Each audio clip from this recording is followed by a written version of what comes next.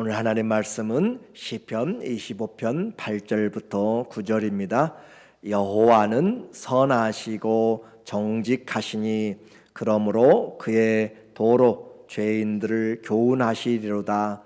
온유한 자를 정의로 지도하시며 온유한 자에게 그의 도를 가르치시리로다.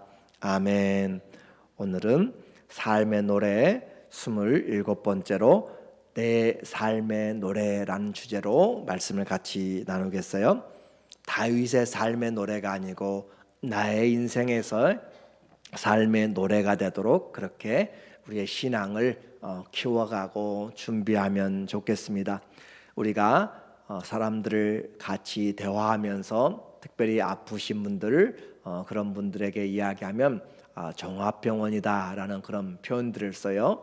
워낙 아프니까 이제 그런 것이죠. 또 안 아픈 데가 없으니까 그런 표현을 쓰는데, 어떻게 보면 우리 인생에서도 걱정과 근심, 염려들이 종합병원처럼 그렇게 있을 수 있어요. 지금 다윗의 인생을 보니까 우리가 그 다윗의 그 신앙을 지금 같이 기도하고 또 본받고 도전도 하지만 그의 인생에서의 삶은 정말 종합병원 같은 그런 많은 어려움이 있었어요.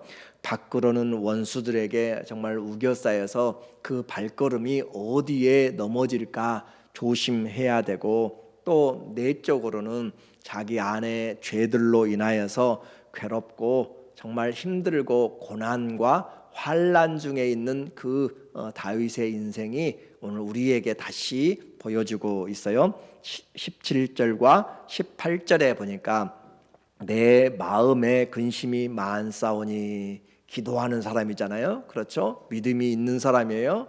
그런데도 불구하고 내 마음에 근심이 많다라고 다윗이 고백해요. 우리는 걱정과 근심이 이 땅을 떠날 때까지 끊어지진 않아요. 그러나 그것을 주님께 맡기고 이겨내고 오히려 감사하고 찬송으로 바꾸는 것이죠. 그것이 신앙입니다. 내 마음에 근심이 많사오니 나를 고난에서 끌어내소서. 주님이 건져주셔야만 내가 걱정도 안 하고 싶어도 계속 되는 것이 우리 인생이고 사단이 주는 생각들이에요. 그런데 주님이 그것을 말씀으로 찾아와 주시고 우리 안에 마음에 평강이 있으라 하시는 것처럼 우리에게 주님이 은혜를 주셔야만 마음에 큰 기쁨이 넘치게 돼요.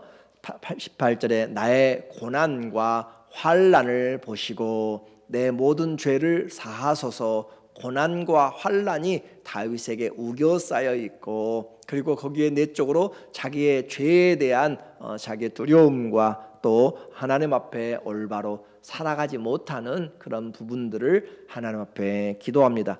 이것이 우리에게 우겨 쌓인 것이 낙담이 아니라, 믿음은 오히려 고난을 인하여서 하나님께 더 갈 수가 있는 것이에요. 고난 당한 것이 내게 유익이라, 이로써 내가 주의 율례를 알았나이다 한 것처럼 고난은 하나님 우리를 부르는 소리예요.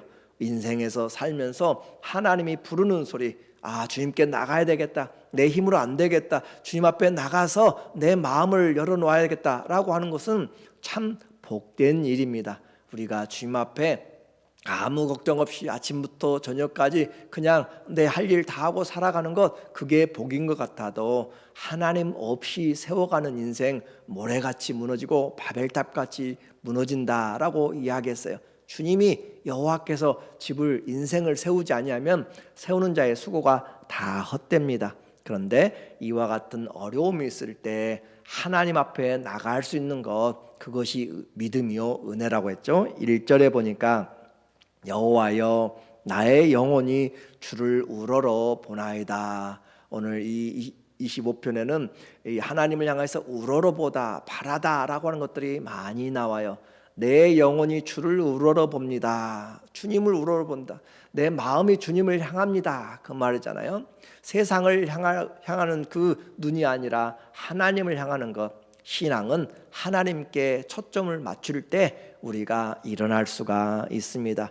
그래서 나의 하나님이여 내가 주께 의지하였사오니, 주님을 우러러 바라보고 내가 주님을 의지하였사오니 나를 부끄럽게 하지 않게 하시고 나의 원수들이 나를 이겨 개가를 부르지 못하게 하소서. 우리는 나 혼자 사는 것이 아니라 주님을 믿는 믿음, 그 이름으로 사는 것이에요. 우리는 예수님과 함께 살기 때문에 주님, 내가 무너지고 내가 세상 가운데서 낙심하게 되고 그러면은 봐라, 하나님 믿더니 잘 꼴 좋다라는 그런 소리들이죠. 그래서 우리는 어려움 당해서도 주님을 끝까지 신뢰하고, 그 욥이 고난 당했을 때 많은 사람들이 그를 찾아와서 위로도 하겠지만 많이 손가락질하면서 심지어 가정도 무너지고 아내도 하나님을 부인하고 저주하고 죽으라라고 할 정도로 그렇게 극심한 고난이 찾아오는 것도 우리는 알게 됩니다. 그러나 주신 자도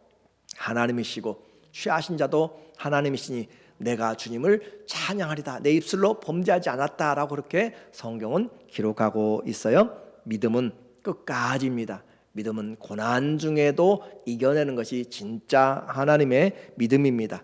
성도는 이렇게 어려움이 닥칠 때 영원히 주님을 바라보는 것, 기도가 중요한 줄 알아요. 그런데 사실 그 중요한 기도를 하러 또 시작하는 사람은 많지 않습니다. 해야 되겠다 마음은 먹지만 정말 와서 발걸음을 옮기고 마음을 모으고 기도하는 것은 또 다른 문제예요. 그러므로 행함이 없는 기도는 우리에게 능력을 역사하지 못합니다.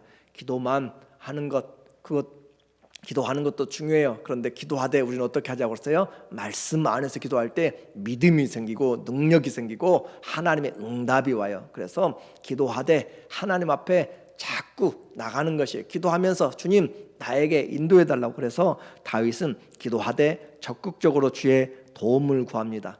기적을 구하는 것 중요하고 감사해요. 그런데 더 중요한 것은 이 고난을, 이 기도들을 통하여서, 이 관계들을 통하여서 하나님께 말씀 안에서 가르침 받는 것입니다. 4절 보니까 여호와여 주의 도를 내게 보이시고, 시편에서 나의 주의 도, 주의 율례, 주의 판단, 주의 법, 주의 모든 계명이나 규례, 똑같은 말로 그렇게 우리는 말씀이라고 하는 것을 이해하시면 돼요. 그래서 주의 판단 같은 의미로, 그래서 주의 도를 내게 보이시고, 곧 주의 말씀을 내게 보이시고, 주의 길을 내게 가르치소서. 주의 길을 가르쳐달라. 우리가 기도하는 이유가 뭐예요? 내 뜻을 이루는 것이 아니라 아버지의 뜻을 이루기 위함이고, 먼저 그분의 나라와 의를 위한 것이기 때문에 주님의 도를 내게 보여주시고 내 길을, 주님의 길을 내게 가르치소서. 가르침 받는 인생,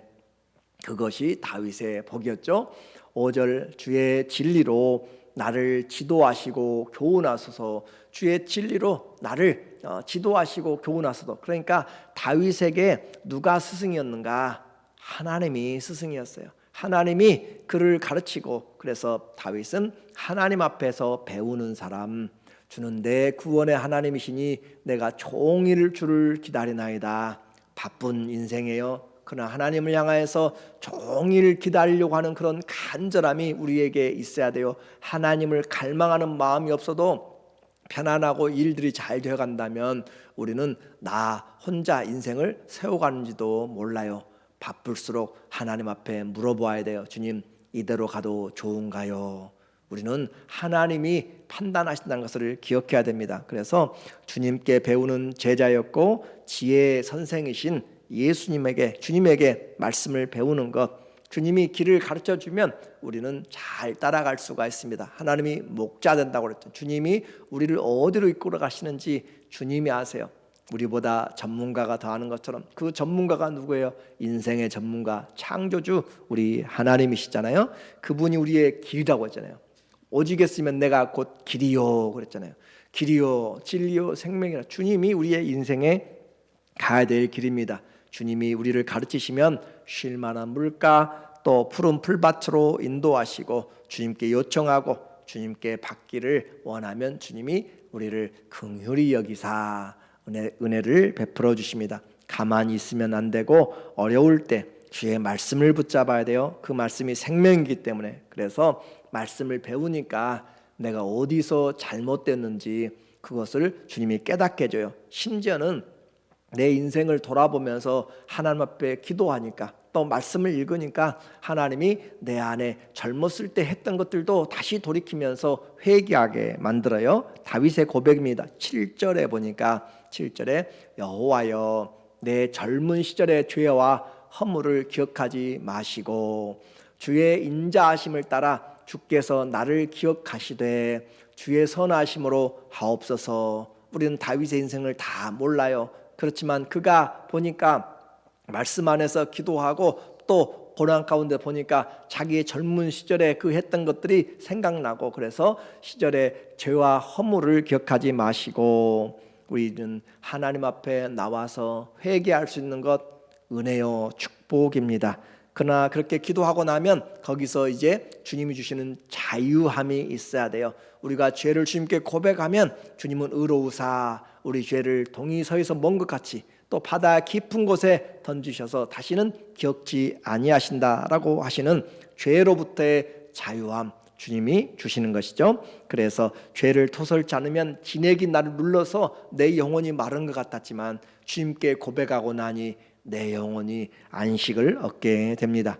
주님은 죄인을 찾아서 징벌하는 것이 아니라 회개하고 새롭게 하시는 것이에요. 그래서 나 같은 죄인도 주님의 은혜로 용서함 받고 주님을 찾게 되는 은혜가 있죠. 8절에 보니까 여호와는 선하시고 정직하시니 그러므로 그의 도로 죄인들을 교훈하시리로다. 하나님이 지금 계속 가르친다라고 이야기하고 지도하신다고 이야기하고, 지금 자기 같은 죄인, 먼저 자기예요. 자기 같은 죄인도 하나님은 선하시고 정직하셔서 그의 도로 죄인들을 교훈하신다. 나도 교훈하시고 다른 죄인들도 하나님이 교훈하신다. 뿐만 아니라 정직한 자도 8절 9절 온유한 자를 정의로 지도하시며 온유한 자에게 그의 도를 가르치시리로다.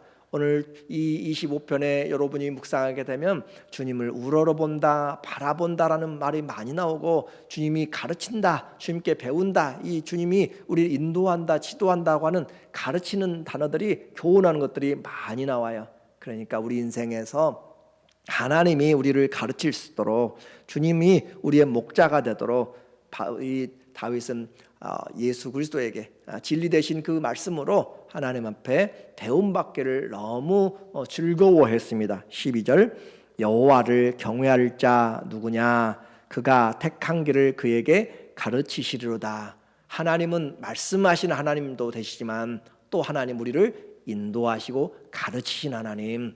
하나님 앞에 가르침 받는 것 한번 생각해 보셨어요? 하나님 앞에 가르침 받으려면 주의 말씀 앞에 가야 돼요. 가만히 내 생각을 접고 하나님께 기다려야 돼요. 그래야 말씀을 하시는 것이지, 내가 분주하게 돌아다니고 생각이 없이 살게 되면 주님과의 교제가 제대로 되지 않습니다.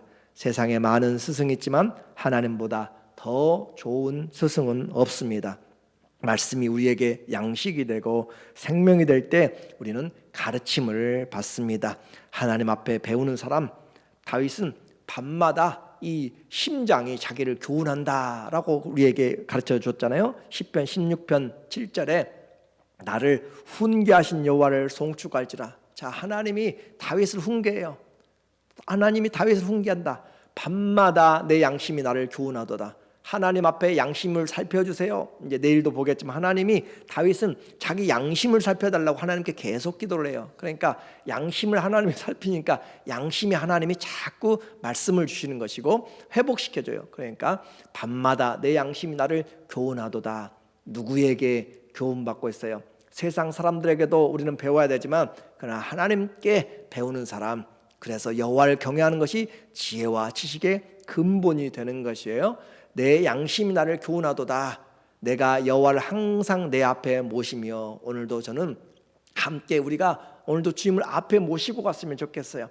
보이지 않지만 어떻게 모셔요? 말씀으로 모시고 사는 것이에요. 주님, 이 일을 하면 좋을까요? 하나님 어떻게 할까요? 물어보면서 주님의 말씀을 모시고 말씀 안에서 산다, 그 말이에요. 그래서 여호와를 내가 항상 내 앞에 모시며, 다윗은 그러니까 전쟁을 가더라도 누구를 모시고 가요? 하나님을 모시고 가는 것이고, 일을 하더라도 주님을 모시고 가는 것이고, 오늘 우리의 어디서 일하든지 주님을 모시고 가는 사람, 주님을 모시고 생활하는 것, 이것이 내 삶의 노래가 돼야 돼요. 고난과 어려움 가운데서도 주님이 나와 함께하는 것, 그가 나의 오른쪽에 계심으로 내가 흔들리지 아니하리로다. 오른쪽은 권능의 편이라고 했어요. 주님이 나와 함께 하시기 때문에 내가 흔들리지 않는다. 보이지 않아요. 그러나 주님이 함께 한다는 그 믿음 때문에 두려워하지 않아요. 많은 원수들이 우겨싸고 천만인이 나를 둘러설지라도 내가 그들을 두려워하지 아니하리로다. 오늘 하나님 앞에서 우리는 성경이 선생인 것을 알게 됩니다. 디모데후서 3장 16절에 모든 성경은 하나님의 감동으로 된 것으로 교훈과 책망과 바르게 함과 의로 교육하기에 유익하니, 성경보다 더 좋은 선생이 없는데 우리는 이 성경 선생이 아니라 다른 선생을 찾고 있어요. 유튜브의 선생도 찾고 다른 선생, 물론 필요한 것은 찾으세요. 그러나 중심은 하나님 안에서 우리가 받으면서 주님이 준 지혜로 해야 돼요. 이는 하나님의 사람으로 온전하게 하며 다른 어떤 것으로도 온전하게 이끌어갈 수 없어요. 어떤 것으로도 예수 그리스도의 장성한 분량까지 이끌 수 없습니다. 오직 하나님의 말씀이 우리를 장성한 사람, 온전한 사람으로 만들어요. 모든 선한 일을 행할 능력을 갖추게 하려 함이라. 말씀을 듣지 않으면 사람이 교만하게 되고, 말씀을 듣지 않으면 하나님 앞에서 제대로 된 삶을 살기가 힘듭니다. 하나님의 사람이 아침과 저녁으로 묵상하고 가까이 해야 될 것, 주의 말씀입니다. 그리고 하루 종일 내가 일을 하더라도 늘 주님을 모시고 사는 삶. 그래서 내가 주님께 붙잡힌 성도로 사는 것은 내 영혼이 주님을 갈망하고 주의 말씀이 나를 가르치는 그런 제자된 마음이 있을 때입니다. 인생 종합병원 같이 온 몸도 온 세상 환경들도 지치고 안과 밖으로 걱정과 환난까지 있다고 그랬어요. 이것이 인생입니다. 그러나 하나님은 우리에게 기도할 수 있는 마음을 주셨고, 우리를 가르쳐 주시고 길을 열어주시는 말씀을 주셨어요. 이것이 주님의 사랑이기 때문에 우리는 오늘도 노래할 수 있고, 답답한 가운데서도 하나님 주님이 길입니다, 오늘도 보여주세요 라고 그렇게 기도하고 찬양할 수 있는 것. 오늘 시편의 이 전체 주제를 저는 삶의 노래로 지금 150편을 보고 있습니다. 그런데 오늘 내 삶의 노래가 정말 다윗처럼 내가 당한 이 모든 것이 갖추어진 것이 아니라 어렵고 힘든 가운데서도 내 영혼이 주님을 찾고 말씀으로 배움으로 주의 생명과 기쁨이 우리 가운데 넘치기를 예수님의 이름으로 간절히 축원합니다. 아멘. 기도하겠습니다.